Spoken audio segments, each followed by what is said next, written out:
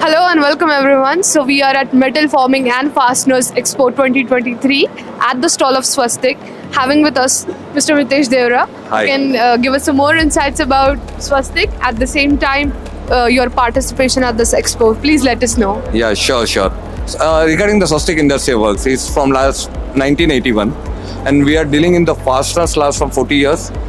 We expertise in that. This industry is a growing industry, and Pune, where this exhibition is located, there is a main hub because engineering product overall over here develop a lot, and this Indian market is also growing very well. जो हिसाब से government ने projects डाले हैं और जो हिसाब से एग्जीक्यूशन चालू है, तो ये फास्टनर इंडस्ट्री उसके साथ ही ग्रो हो रही है और ये ऑलवेज इकोनॉमिक डेवलपमेंट में हेल्प करती है. And also talking about the campaign Make in India, how do you think that we as a country is going to head to be the Indian manufacturing hub at the global level? At the same time, how do you think Swastik is contributing to it? Okay, great. So definitely I say government's policy regarding the Make in India is really very superb, जिससे local industries की बहुत help मिलती है, growth मिलता है, all over world में India का नाम हो रहा है.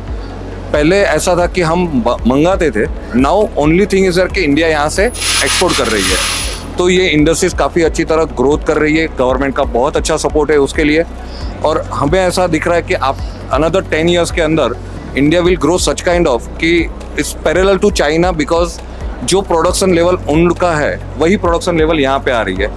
Technology wise new one of the big strength for India is the youngster the population, तो उसके कारण प्लांट, मैन्युफैक्चरिंग प्लांट, टेक्नोलॉजी सब कुछ यहाँ पे आ रही है. सो आई से is a growing industries and Swastik, about the Swastik, so Swastik is also a part of that. हमारा मोटिव यही है कि हम इकोनॉमिक डेवलपमेंट में कैसे उन पे पार्टिसिपेट करें और आगे कैसे बढ़े. जैसे इंडस्ट्रीज ग्रोथ हो रही है, ऐसे फास्टनर इंडस्ट्रीज भी ग्रोथ हो रही है, और ऐसे ही Swastik का भी उसमें कंट्रीब्यूशन है और हमेशा रहेगा. That's really great. Now talking about this particular expo, how do you finding this exhibition? Okay, so about the expo, I definitely say Pune में one of the best decision of these people कि उन्होंने पुणे में रखा, जहाँ सबसे ज़्यादा industries, automotive industries, automobile industries, so many industries are over here, और उन्होंने वहीं पे जहाँ इंडस्ट्रीज है, चाकन है, वहीं पे रखा. तो जितने भी कंपनीज है, जिनकी भी